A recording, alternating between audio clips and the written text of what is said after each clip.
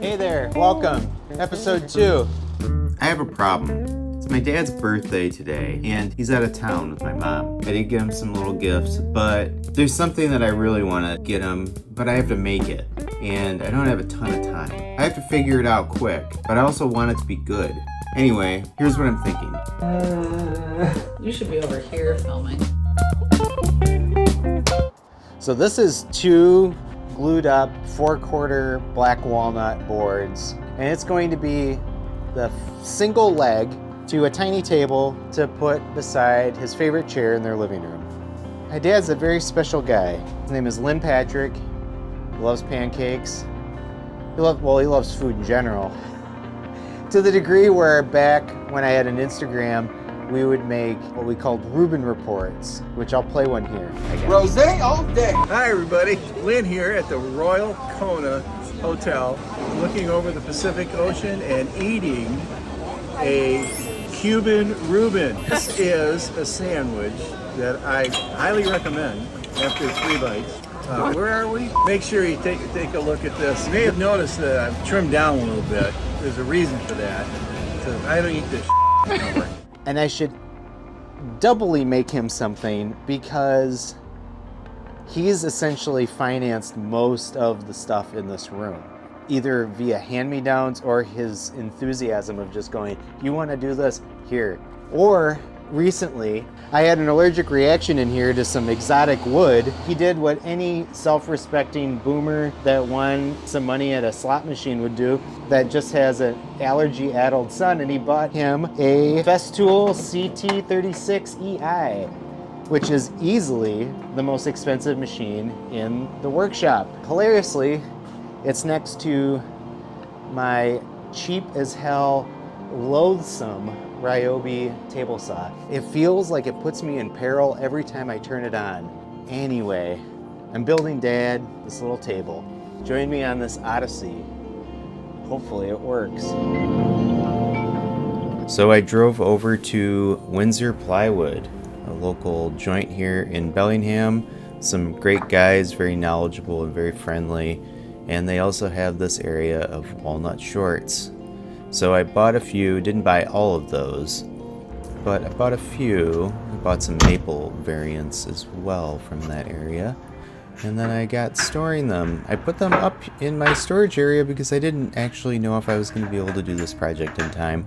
But then got a little bit more confidence and jumped into it. This was me creating the main leg, but from here on out I will call it Nessie. And you'll see why I call it Nessie. I hate this saw. Me doing an informal glue up here. I guess I didn't really talk about the design inspiration here. It came from a few places. Anthony Gormley, the sculptor, British sculptor, created a really wonderful giant iron sculpture in the north of England called the Angel of the North. And I always loved the shape of those wings. The first time I saw it, when I lived over there, I hated it, and then the next time I saw it, I thought, wow, actually I think there's really something that I like in there, and I've liked it ever since.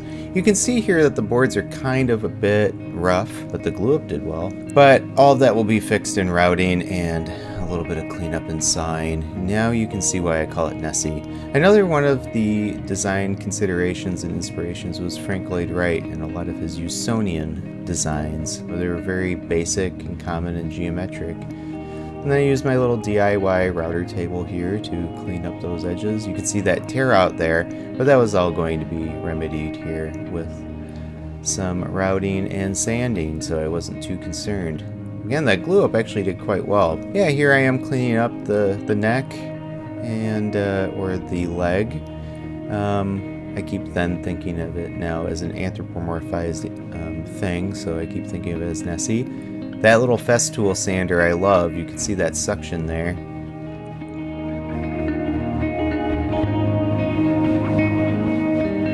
Here's me using the dreadful table saw, creating that tabletop out of that really lovely piece of walnut. This is me creating one of those supports, that support right there. I then oiled it all up in Osmo and then let it sit overnight. I then came in the next day and woke my neighbors with my bandsaw antics, cutting the eye and butt crack into Nessie. Overall, quite happy with it. Next time would be better. Me using a regular bit to drill through the Forstner bit so I could get those bolts in. There it is there. It's looking pretty darn good. Kind of looks like a dog with ears now.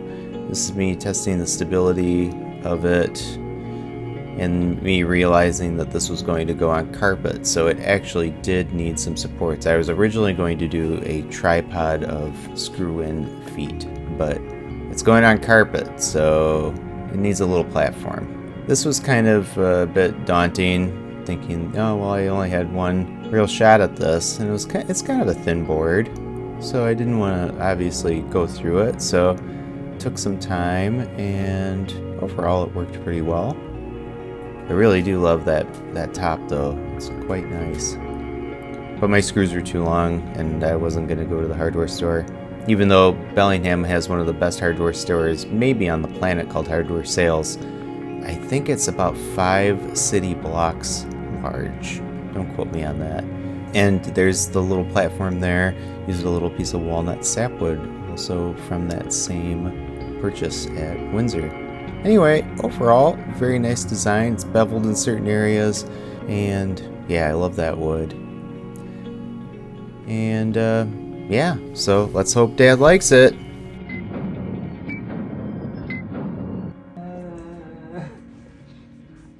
Okay, you can open your eyes. Oh, wow. How long did that take to make? Not that long. Wow. Man, Sean, this is really cool. Nice design. Thanks. So I made it for That's a amazing. specific place Okay, where? to the left of your chair. Oh, you mean between the couches? Yeah. Oh, okay. There is a table there. Oh, we're faking. Oh.